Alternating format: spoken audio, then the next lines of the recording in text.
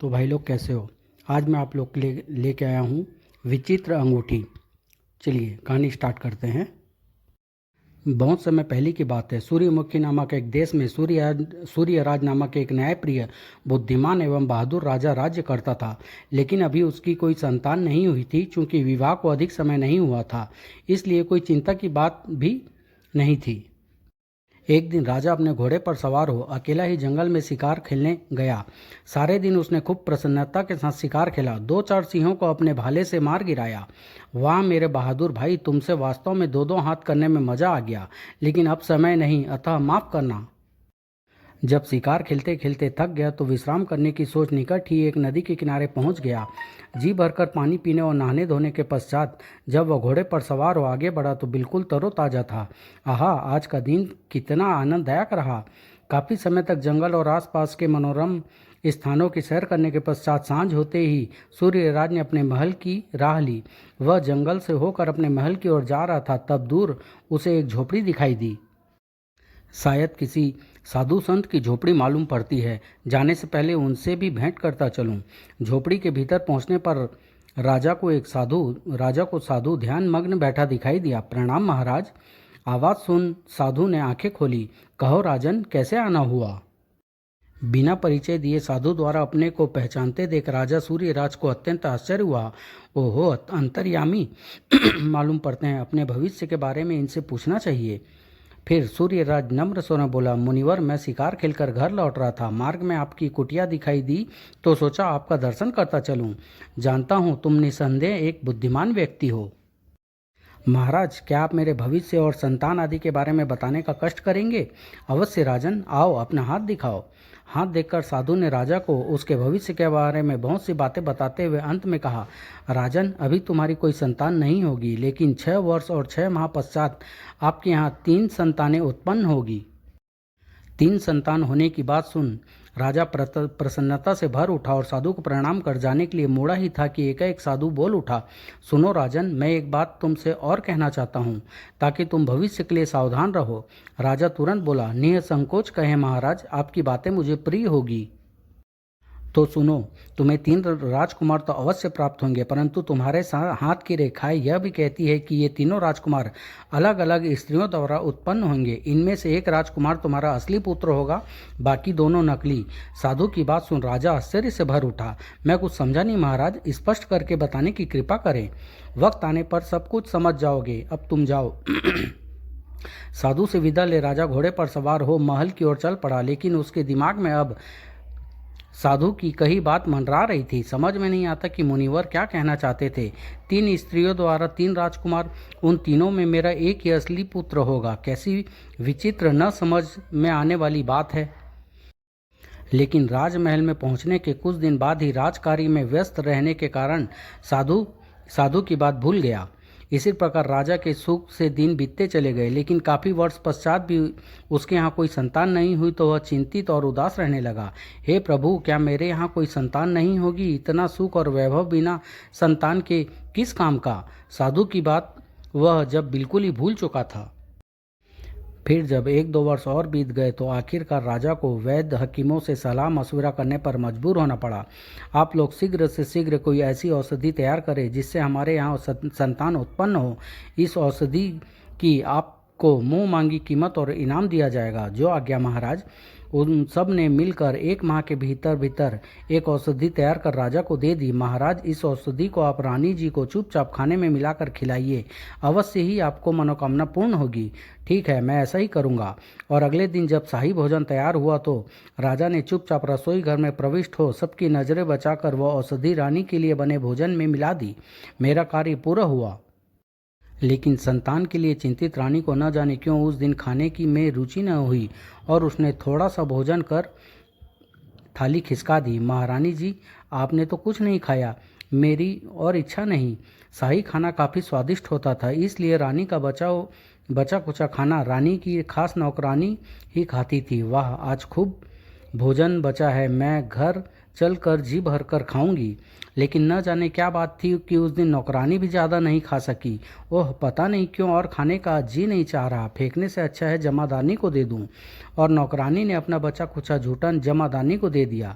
लो, तुम भी क्या याद रखोगी कि कभी शाही खाना खाया था। वाह, शाही खाना! किसी को भी उस भोजन की विशेषता का पता नहीं था। दिन बीतते चले गए। आखिर एक दिन रानी ने एक पुत्र को जन्म दिया। बधाई हो महाराज, आपके यहाँ पुत्र रत्न ने जन्म लिया है। धन्य हो प्रभु। अगले पल राजा ने मंत्री को आदेश दिया, जाओ पूरे देश में खुशी मनाने का ऐलान कर दो। जो आज्ञा महाराज। ठीक उसी दिन नौकरानी और जमादारनी ने भी एक एक पुत्र को जन्म दिया। ओह, आज का दिन कितना शुभ है। महाराज के यहाँ भी पुत्र हुआ और हमारे यहाँ भी। कितना सुंदर है हमारा बेटा। राजा के यहाँ संतान होने की खुशी में पूरे राज्य में जश्न मनाया गया। राजा ने खूब दान पुण्य किया। महाराज की जय हो, महाराज सदा अमर रहे। धीरे धीरे समय बीतता चला गया और राजकुमार हर प्रकार की युद्ध विद्या और शिक्षा ग्रहण करता हुआ जवान होने लगा। कितना बलवान और सुंदर है हमारा बेटा राम। शाबाश मेरे बेटे। उधर नौकरानी और जमादानी के बेटे भी अपने अपने माहौल में पल कर बड़े हो रहे थे। चूंकि नौकरानी और जमादानी के घर आसपास थे, इसलिए उनके बेटे आपस में गहरे मित्र बन गए थे। वे दोनों साथ साथ युद्ध का अभ्यास किया करते थे। वाह श्याम बेटे, शाबाश किशन। राजकुमार का नाम राम था, नौकरानी चंपा के बेटे का किशन और जमादानी चांदनी के बेटे का नाम श्याम था।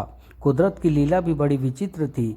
तीनों को शक्ल सूरत व स्वास्थ्य में जरा भी अंतर नहीं था। तीनों हम शक्ल थे, परंतु यह किसी को भी मालूम नहीं था कि उन दोनों की शक्ल सूरत राजकुमार से मिलती है। जब तीनों 21 वर्ष के हट्टे कट्टे जवान हो गए तो यह राज किसी से छिपा न रह सका और धीरे धीरे सबको इस राज का पता चल गया कि दासी व जमादानी के पुत्र बिल्कुल राजकुमार के ही शक्ल के हैं। वह देखो, राजकुमार आ रहा है, लेकिन दूसरा हम शक्ल कौन है? विश्वास नहीं होता भाई, बिल्कुल एक सी शक्ल सूरत। अरे वो राजकुमार के हम शक्ल श्याम और किशन है, दासी चंपा व जमादानी चांदनी का बेटा। दासी और जमादानी अपने पुत्रों की शक्ल राजकुमार से मिलता देख फूली न समाती। शाही नौकर होने के कारण उन्हें धन की कमी नहीं थी, इसलिए वे अपने अपने पुत्रों को भी राजकुमार के समान ही कपड़े पहनाती। इसलिए श्याम और किशन भी राजकुमार की तरह ही लगते थे। देखो श्याम, वो सब हमारी ओर देख रहे हैं। हाँ, वे सब हमें राजकुमार समझ रहे हैं। कभी कभी तो दासी और जमादानी भी चक्कर में पड़ जाती थी कि उनमें से उनका बेटा कौन है। अरे, तुम में से मेरा बेटा श्याम कौन है? तुम्हारा बेटा मैं हूँ माँ श्याम, और मेरा बेटा किशन, और मैं तुम्हारा किशन। जब श्याम और किशन कहीं जाते और प्रजा उन्हें राजकुमार समझकर उनका स्वागत करती तो वे दोनों बड़े ही प्रसन्न होते। राजकुमार की जय हो, राजकुमार राम जिंदाबाद जिंदाबाद। अक्सर वे आपस में बात करते, काश हम वास्तव में राजकुमार होते श्याम भैया। आहा, तब तो आनंद ही आनंद रहता, सारी जिंदगी ऐसो आराम से बीतती। जब राजा के कानों में यह बात पहुंची कि राजकुमार की शक्ल के 2 युवक और भी उनके राज्य में हैं, तो उसने महामंत्री को तुरंत बुलवाया भेजा। महामंत्री जी, क्या जो कुछ हमने सुना है वो सच है? क्या राजकुमार राम की शक्ल के 2 और भी नौजवान हमारे देश में हैं? जी हाँ महाराज, वे श्याम और किशन हैं, हमारी दासी चंपा और जमादानी चांदनी के बेटे। ओह, हम तुरंत उनसे मिलना चाहते हैं। कल सुबह राजकुमार के साथ उन्हें भी हमारे दरबार में पेश करो। जो आज्ञा महाराज। और जब महामंत्री के आदेश पर सैनिक श्याम और किशन को लेने पहुंचे, क्या कहा? महाराज हमारे बेटों से मिलना चाहते हैं। हाँ, हम उनके लिए घोड़े भी लाए हैं। तुरंत दोनों ने अपने अपने घर जाकर अपने अपने बेटों को सारी बात बताई। क्या सच कह रही हो माँ? राजा ने हमें मिलने के लिए बुलाया है। हाँ बेटा सच। अब जल्दी से अच्छे अच्छे वस्त्र पहनकर तैयार हो जाओ। अभी तैयार होता हूँ माँ। इससे बढ़कर हमारे लिए और खुशी की बात क्या होगी? हाँ मेरे बेटे, यह हमारे लिए गर्व की बात है। लेकिन तैयार होकर सैनिकों के साथ जाने से पहले श्याम और किशन आपस में मिले और एक योजना आपस में बना डाली। सब कुछ अच्छी तरह समझ गए ना श्याम भैया? गलती मत कर बैठना। निश्चिंत रहो किशन भैया, श्याम चोट खाने वालों में से नहीं है। उसके बाद वे सैनिकों के साथ राजमहल की ओर चल दिए। राजकुमार राम के साथ जब श्याम और किशन को दरबार में पेश किया गया तो राजा सहित सभी दरबारी आश्चर्यचकित हो उठे। तीनों में जरा भी अंतर नहीं था, न आवाज़ में और न ही शक्ल सूरत में। अद्भुत, निसंदेह तुम तीनों बिल्कुल एक जैसे ही हो, जरा भी अंतर नहीं। लेकिन महाराज, यह तो आपने बताया ही नहीं कि हमारा राजकुमार इनमें से है कौन? राजा ने उनमें से अपने बेटे राम को पहचानने की कोशिश की, लेकिन सफल नहीं हो पाए और उलझनपूर्ण नेत्रों से उन तीनों की ओर देखने लगे। स्वयं राजकुमार राम भी अपने उन दोनों हम शक्लों को देखकर आश्चर्यचकित था और अपने पिता की उलझन को समझ रहा था। उफ, कौन हो सकता है मेरा बेटा? परंतु कुछ सोचकर राजकुमार राम खामोश ही रहा।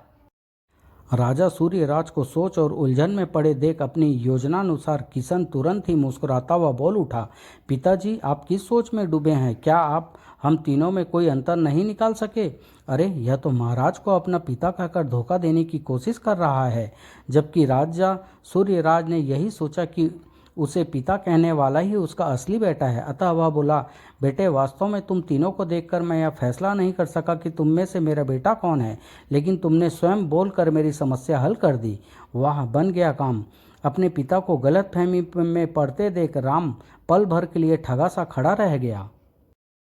फिर इससे पहले कि असली राजकुमार राम कुछ बोल पाता, किशन का इशारा पा श्याम झट से बोल उठा, पिताजी, यह आप क्या कर रहे हैं? आपका असली बेटा तो मैं हूँ। यह ध्रुत अवश्य ही आपको धोखा देने की कोशिश कर रहा है। क्या आप मुझे सचमुच ही नहीं पहचान सके क्या? जबकि असली राजकुमार तुरंत ही उनकी मनसा भांप गया। ओह, तो ये दोनों दासी और जमादारनी के बेटे राजकुमार बनने का ख्वाब देख रहे हैं, मेरे विरुद्ध षड्यंत्र रच रहे हैं और अब चुप रहना उचित न समझ वह भी झट से बोल उठा, पिताजी, आप इन दोनों दुष्टों की बातों में न आइए। इन दोनों में से कोई आपका बेटा नहीं। आपका असली बेटा राम तो मैं हूँ। क्या आप बकते हो? अरे, यह भी अपने आप को राजकुमार बता रहा है।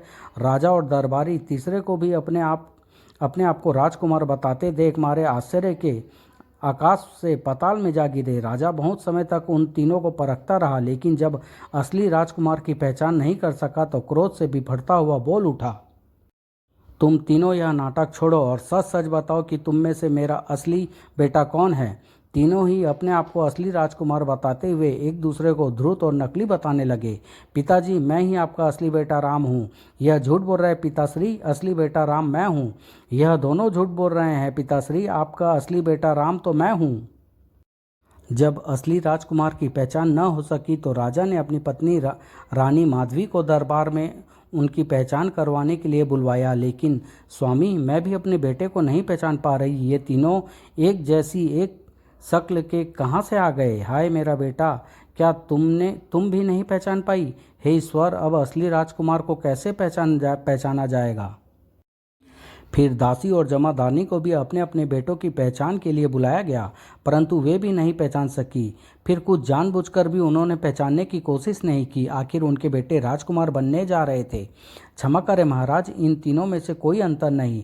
पता नहीं कौन चंपा का बेटा है, कौन महारानी जी का और कौन मेरा। हाय मेरा लाल। अब राजा रानी के दुख की सीमा न रही। साथ ही साथ उन्हें यह भी समझते देर नहीं लगी थी कि उन तीनों में से दो ध्रुत है और राजकुमार बनने की चेष्टा कर रहे हैं। अब क्या होगा स्वामी? हमारा बेटा किस तरह हमें मिलेगा? उफ, कैसे असली राजकुमार का पहचान करूं? कहीं गलत चुनाव से मेरे बेटे को दुख न झेलना पड़ जाए। असली राजकुमार राम भी यह देख के उसके माता पिता उसे पहचान नहीं पा रहे हैं और न ही उसकी बातों पर विश्वास कर रहे हैं। शोकाकुल हो उठा और उसकी आंखों से झरझर आंसू बहने लगे। मुझे गौर से देखिए पिताजी, पहचानने की कोशिश कीजिए। मैं ही आपका बेटा राम हूँ। हाँ हाँ, यही है मेरा असली बेटा। माताश्री, क्या आप मुझे अब भी नहीं पहचान पाई? आह माताश्री, उसे नहीं, अपने असली बेटे को गले से लगाइए, वरना मेरा जीना असंभव है। ओह, सभी दुखी हैं और एक बार फिर सभी उलझन में पड़कर खामोश हो गए। जब किसी प्रकार से असली राजकुमार की पहचान नहीं हो सकी तब राजा ने मंत्रियों व दरबारियों आदि से मंत्रणा करने के पश्चात कहा, जब तक यह पता नहीं चल जाता कि इन तीनों में से असली राजकुमार कौन है, तब तक ये तीनों राजकुमारों के समान मेरे ही पास रहेंगे। मैं इन सब का पालन पोषण करूंगा। मुझे कोई ऐतराज नहीं महाराज। मुझे भी नहीं महाराज। महाराज के फैसले पर दासी और जमादारनी मन ही मन प्रसन्न हो उठी थी। इधर श्याम और किशन भी मन ही मन फूले न समाये। उनकी योजना सफल होते जा रही थी। अब उन्हें सिर्फ असली राजकुमार को अपने रास्ते से हटाना था। इसके लिए भी उपाय सोच रखा था, जबकि राजकुमार राम मन ही मन दुखी और उदास हो उठा था। वाह, आखिर महाराज धोखा खा ही गए। अब उन्हें विश्वास में लेकर सिर्फ राजकुमार को मार्ग से किसी प्रकार हटाना है। हे प्रभु, कैसे मिलेगा पिताश्री को इन ध्रुतों से छुटकारा। तीनों ही राजमहल में रहने लगे। शीघ्र ही श्याम और किशन ने अपनी मीठी मीठी बातों से राजा रानी का अब मन मोह लिया। उन्हें विश्वास हो गया कि उन दोनों में से ही उनका एक असली पुत्र है, क्योंकि दोनों की बातें प्रायः एक सी हुआ करती थी। राजा सूर्यराज राज्य के कामकाज में उन दोनों को ही सहायता के लिए बोलता था। जाओ, आज तुम खंजाची के साथ मिलकर साल भर का हिसाब किताब पूरा करो। जो आज्ञा पिताश्री। उफ, इन ध्रुतों ने कितनी जल्दी पिताश्री को अपने प्रभाव में ले लिया। असली राजकुमार राम यह सब कुछ देख केवल खून के घूंट पीकर रह जाता। और कुछ दिनों बाद जब श्याम और किशन ने महाराज और महारानी को पूरी तरह अपने प्रभाव में देखा तो उन्होंने अपने अपने तरीके से उन्हें राजकुमार राम के विरुद्ध भड़काना आरंभ कर दिया। पिताश्री, वह ध्रुत प्रजा को आपके विरुद्ध भड़का रहा है। कई बार मैंने उसे पीली पहाड़ी की ओर चुपचाप जाते देखा है। शायद उसका संबंध डाकुओं से भी है क्या?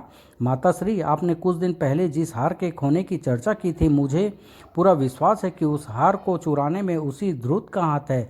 शायद राज खजाने में पूरा हाथ साफ करने के लिए ही वह खुद को राजकुमार साबित करना चाहता है। ओह, तो यह बात है। मैं अभी महाराज से बात करती हूँ। और एक दिन जब राजा सूर्यराज श्याम और किशन से राज कार्य के विषय में बातचीत कर रहा था तो सैनिकों ने राजकुमार राम को पकड़कर राजा के सामने पेश किया। क्या बात है, क्यों लाए हो इसे? क्या जानते नहीं हम विशेष वार्तालाप कर रहे हैं? महाराज, ये चोरी छिपे आप लोगों की बात सुन रहे थे क्या? आखिरकार श्याम और किशन द्वारा भरे गए कान आज रंग ले ही आए और राजा सूर्यराज को पूरा विश्वास हो गया कि दो नकली राजकुमारों में से एक वही है। देखा पिताश्री, मैं न कहता था। अब तो सिद्ध हो गया ना पिताश्री कि हम तीनों में से एक नकली यही है। ले जाओ, इसे बंदी गृह में डाल दो। श्याम और किशन की मनोकामना इसी के साथ पूरी हो गई। सैनिक तुरंत राजकुमार को घसीटते हुए ले जाने लगे। ठहरिए, सुनिए तो सही पिताश्री, मैं कुछ नहीं सुनना चाहता। ले जाओ इसे। अगर वास्तव में यह सिद्ध हो गया कि यह हमें धोखा दे रहा है तो इसे मृत्यु दंड दिया जाएगा। राजकुमार बहुत रोया, गिड़गिड़ाया, परंतु किसी ने उसकी एक न सुनी और सैनिकों ने उसे जेल में डाल दिया। सैनिकों सुनो, मैं ही तुम्हारा असली राजकुमार हूँ। वे दोनों तुम्हें, महाराज को व पूरे राज्य को धोखा दे रहे हैं। मुझे पहचानो, असलियत का पता चलने दो, फिर सारा राज्य तुम्हें जान जाएगा। हा हा हा। चलो भाइयों, चलो। इधर श्याम और किशन कुछ समय के लिए अपने मार्ग से राजकुमार का कांटा साफ होते देख जी भरकर ऐश करने लगे। हा हा हा, हम दोनों की सेहत के लिए। हा हा हा, पियो और मौज लो। और उधर राजकुमार जेल में पड़ा सड़ रहा था। पता नहीं अब जिंदा भी बचूंगा या नहीं। जरूर वे दोनों ध्रुत मेरी इस हार पर जश्न मना रहे होंगे। चेहरे से भोला और मासूम लगता है। पता नहीं कौन कौन अभागा है। उसी कोठरी में राजकुमार राम के साथ एक बूढ़ा व्यक्ति भी कैद था। वह इतना बूढ़ा हो चुका था कि चल फिर नहीं पाता था, अतः बैठा बैठा ही कराहता रहता था। आह, बेचारा मरना सन है, फिर भी इसे काल कोठरी में डाल रखा है। क्या कुछ चाहिए बाबा? राजकुमार राम को उसकी इस दशा पर दया आ गई थी, इसलिए समय समय पर वह उस बूढ़े की सेवा कर दिया करता था। कुछ नहीं बेटा, तुम मेरी कराहट पर ध्यान न दिया करो। यह तो मरते दम तक मेरा साथ नहीं छोड़ेगी। मैं तुम्हारी सेवा करूंगा बाबा, तुम जल्दी से अच्छे हो जाओ। आओ, मैं तुम्हारे हाथ पांव दबा दूं। राम ने अभी उसे अपनी आप बीती के बारे में कुछ भी नहीं बताया था। बूढ़े को उसकी सेवा से काफ़ी प्रसन्नता होती थी। तुम कितने अच्छे हो बेटा। परंतु जब वह उसे रोता और उदास देखता तो उसका मन भी दुखी हो उठता। वह फिर बेचारे की आंखों में आंसू, जरूर उसे कोई दुख भीतर ही भीतर खाए जा रहा है। आखिर एक दिन जब उस बूढ़े ने से रहा न गया तो वह राजकुमार राम से पूछ ही बैठा, सच बताना बेटा, तुम आखिर इस प्रकार से बार बार उदास क्यों हो उठते हो और क्यों रोते रहते हो? बताओ, हो सकता है कि मैं तुम्हारी कुछ मदद कर सकूं। तब राजकुमार अपने मन का बोझ और संभाले नहीं रख सका और दुखी स्वर में बोला, बाबा, मेरे ऊपर बहुत बड़ा अत्याचार हुआ है। मैं यहाँ का राजकुमार राम हूँ, परंतु मेरे दो हमशक्लों की वजह से कोई भी मेरी बात पर विश्वास नहीं करता। सब कुछ सुनने के पश्चात बूढ़ा एक गहरी सांस भर कर बोला, बेटा चिंता न करो, मैं तो अब मरने वाला हूँ, परंतु फिर भी मैं तुम्हारी मदद करूँगा। मेरे पास दो अद्भुत शक्तियाँ हैं जो तुम्हारे लिए बहुत उपयोगी सिद्ध होगी। कहने के बाद बूढ़े ने अपने सिरहाने रखी पुरानी सी गठरी खोली और उसमें से एक काली पोशाक निकालकर राजकुमार की ओर बढ़ाते हुए पुनः बोला, यह एक अलौकिक पोशाक है। इसे पहनने के पश्चात तुम्हें कोई नहीं देख पाएगा, जबकि तुम सबको देख सकोगे। यानी इस पोशाक से शरीर का जितना भी हिस्सा छुपा होगा वह किसी को भी दिखाई नहीं देगा। उसके बाद उसने अपनी उंगली में पड़ी लोहे की अंगूठी निकालकर राजकुमार को देते हुए कहा, बेटा, यह दूसरी शक्ति है, यह शक्तिमान अंगूठी। इसे अपने सबसे छोटी उंगली में पहन लो। राजकुमार ने अंगूठी ले अपनी उंगली में पहन ली। मेरे बेटे, इस अंगूठी की विशेषता यह है कि जब तक यह तुम्हारे शरीर को छूती रहेगी तब तक तुम जैसा बलशाली इस संसार में कोई ना होगा। न ही तुम्हें कोई मार सकेगा, न ही तुम पर कोई अस्त्र शस्त्र का प्रभाव पड़ेगा। ओह अद्भुत! राजकुमार ने अंगूठी की शक्ति को परखने के लिए एक हल्का सा मुक्का सामने की दीवार पर मारा। वाह! अंगूठी का चमत्कार देखकर राजकुमार प्रसन्नता से उछल पड़ा। फिर उसने काली पोशाक का परीक्षण करने के लिए उसे शरीर से निचले भाग में ओढ़ लिया। तुरंत उसका धड़ अदृश्य हो गया। उफ! आश्चर्यजनक! पोशाक का चमत्कार देख राजकुमार के कंठ से अनायास ही एक जोरदार प्रसन्नता भरा कहकहा फूट उठा, जिसे सुन पहरेदार वहां भागे भागे आए। लेकिन भीतर का नज़ारा देखते ही वे बुरी तरह भयभीत हो उठे। हा हा हा! अरे बाप रे! उफ! कटा हुआ सिर! दूसरे ही क्षण वे चीखते हुए वहां से भाग खड़े हुए। भागो भागो! भूत भूत! हा हा हा! पहरेदार के भाग जाने के बाद राजकुमार ने झट वह चोला उतार कर एक स्थान पर छुपा दिया। फिर बूढ़े से बोला, निसंदेह आपकी दी हुई वस्तुएं अद्भुत एवं चमत्कारिक है बाबा, लेकिन मैं यह नहीं समझ पा रहा हूँ कि आप इन विचित्र शक्तियों के पास रहते भी यहाँ कैद में क्यों हैं। यह भी एक लंबी कहानी है बेटा। तब बूढ़े ने कहना आरंभ किया, किसी समय मैं एक मामूली सा लकड़हारा था। एक बार जब मैं जंगल में लकड़ियाँ काट रहा था तो जैसे ही मैंने एक पेड़ को अपने कुल्हाड़े से काट कर गिराया, वहाँ एक दिव्य ज्योति चारों ओर फैल गई, जिससे मेरी आंखें चुंधिया गई। उफ! यह रोशनी कैसी! जब मैंने दोबारा आंखें खोली तो मुझे सामने एक सुनहरा हंस दिखाई दिया। तभी मैं चकित ही था कि तुम यह सब चमत्कार देखकर आश्चर्यचकित हो रहे होगे। ए लकड़हारे, सुनो, मैं तुम्हें सब बताता हूँ। लेकिन पहले तुम उस पेड़ में बनी खोटर में पड़ी काले रंग की पोशाक और एक अंगूठी उठा लाओ। मैंने उसके कहे अनुसार कोठर से पोशाक का रंग अंगूठी निकाल ली। मैं उन दोनों चीज़ों को देखकर अभी हैरान ही हो रहा था कि वह बोला, सुनो लकड़हारे, तुमने आज वर्षों की कैद से मुझे मुक्ति दिलाई है, इसलिए यह दोनों चमत्कारी वस्तुएं मैं तुम्हें सौंपता हूँ। लेकिन खबरदार, इन वस्तुओं का प्रयोग कभी भी किसी बुरे व गलत कार्य के लिए मत करना, वरना 3 बार गलत कार्य के प्रयोग से दोनों शक्तियाँ तुम्हारे लिए बेकार हो जाएगी। मैंने भी अपने गुरु की आज्ञा न मानकर इन शक्तियों का गलत कार्य के लिए उपयोग किया था। तब मेरे गुरु ने क्रोधित होकर मुझे हंस के रूप में इस वृक्ष की कोठर में कैद कर दिया था। आज तुम्हारे कारण मुझे कैद से मुक्ति तो मिल गई है, लेकिन मेरे लिए ये शक्ति बेकार हो चुकी है। अब मैं अपने गुरु के पास अपने पापों की क्षमा मांगने जा रहा हूँ। इतना कहकर आकाश में उड़ गया। लेकिन इन दोनों वस्तुओं की अद्भुत शक्ति देखकर मैं अहंकार से भर उठा और स्वयं को दुनिया का सबसे शक्तिशाली आदमी समझने लगा। और फिर जो कुछ मुझे नहीं करना चाहिए था, मैंने वही किया। कमजोरों पर अपनी शक्ति का प्रयोग किया। हरामजादे मुझसे आंखें मिलाकर बातें करता है। ले चख मजा। नहीं नहीं, मुझे माफ़ कर दो। निर्धनों दुखियों को मजबूरी का फ़ायदा उठाया। सुअरों, पैसा उधार लेते हो और ब्याज नहीं देते। उफ! आह! मैंने ऐश करने हेतु धन प्राप्त करने के लिए काली पोशाक का भी नाजायज फायदा उठाया। हा हा हा! भाग जाओ वरना मार डालूंगा। भूत! बाप रे भूत! भागो भागो! आँख तो मेरी तब खुली बेटा जब इन दोनों वस्तुओं की शक्तियाँ मेरे लिए बेकार हो गई। मैं बहुत पछताया, परंतु तब क्या हो सकता था। नहीं नहीं, ऐसा नहीं हो सकता। मेरी ये दोनों वस्तुएं मेरे लिए बेकार नहीं हो सकती। आह प्रभु, मुझे माफ़ कर, इन शक्तियों को फिर से जीवित कर दो। और मेरे बुरे कामों की वजह से एक दिन राजा के आदेश पर सैनिकों ने मुझे इस काल कोठरी में डाल दिया। नहीं नहीं, मुझे छोड़ दो, छोड़ दो। अब मैं कभी कोई बुरा काम नहीं करूँगा। और तब से बेटा, इन शक्तियों के होते हुए भी मैं आज तक अपने किए की सज़ा भुगत रहा हूँ। शायद अब मरने के बाद ही मुझे इस सज़ा से मुक्ति मिल पाएगी। ओह! अंत में बूढ़े ने कहा, बेटा, इसीलिए मैं तुमसे भी यही कहूँगा कि इन दोनों वस्तुओं का प्रयोग हमेशा अन्याय के विरुद्ध और न्याय के हित में ही करना, वरना तुम्हारे लिए भी यह शक्तियाँ बेकार हो जाएगी।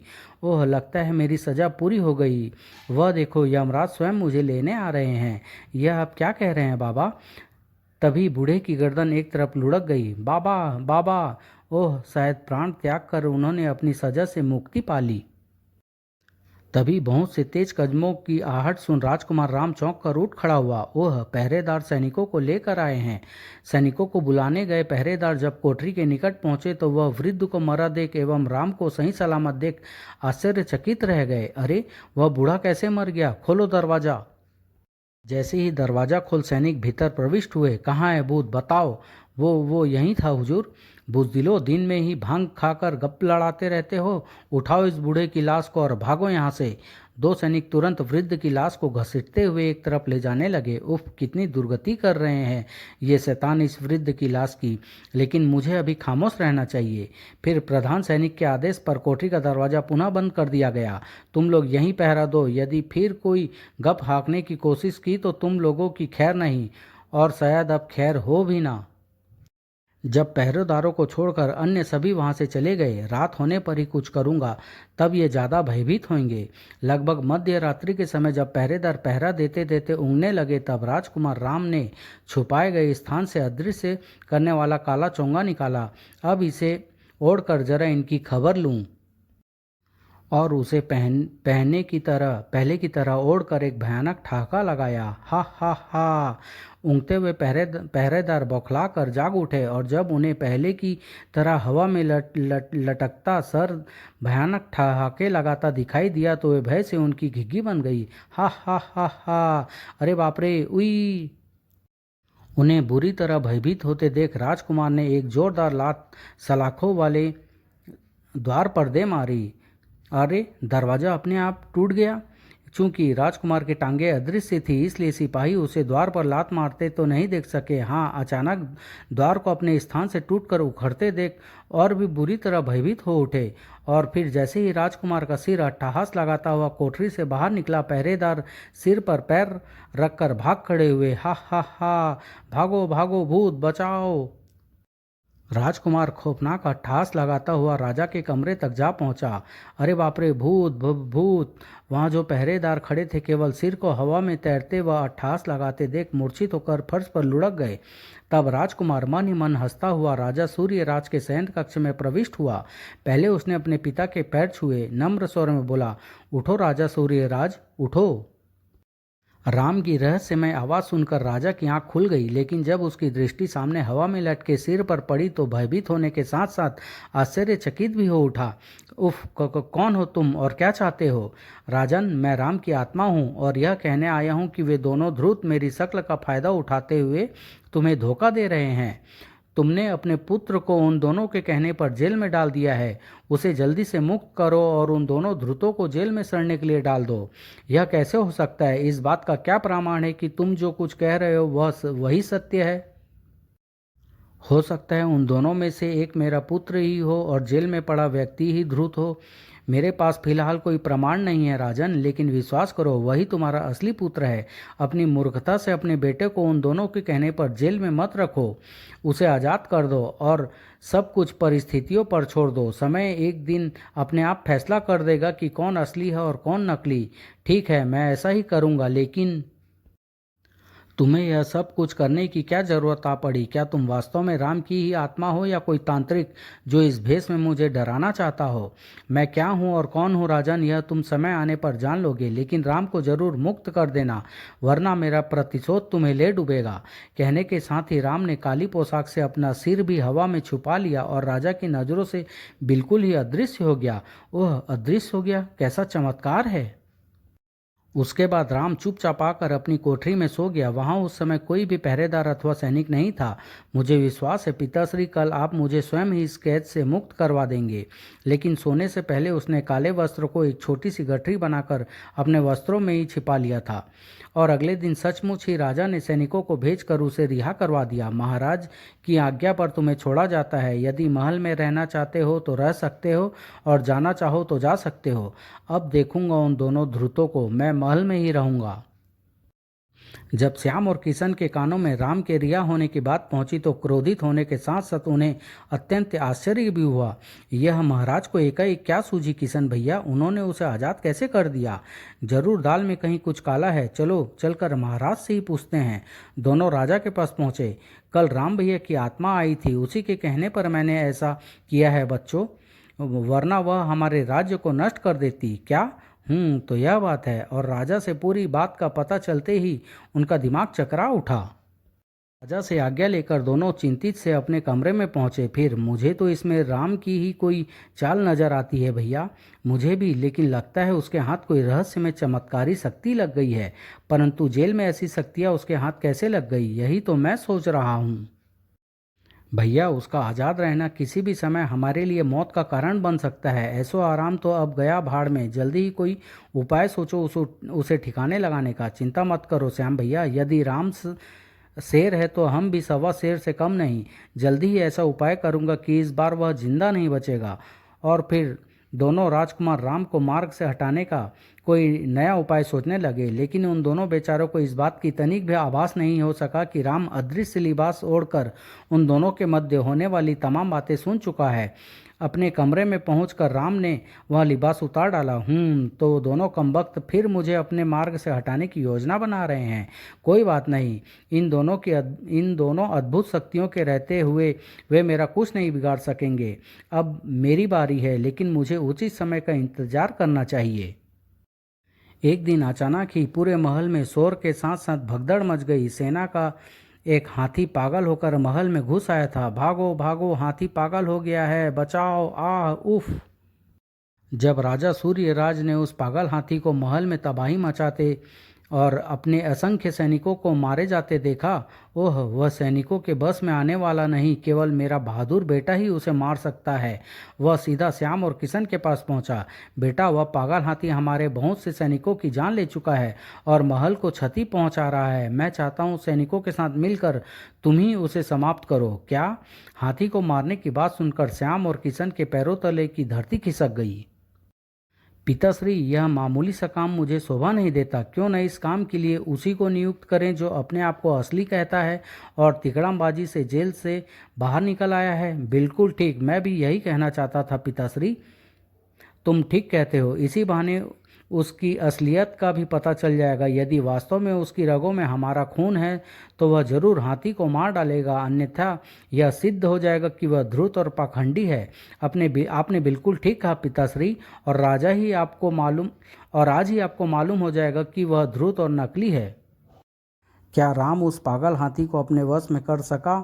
क्या राम श्याम और किशन का पर्दाफाश कर सका? यह सब जानने के लिए नेक्स्ट स्टोरी का इंतज़ार करें। दानव देश समाप्त।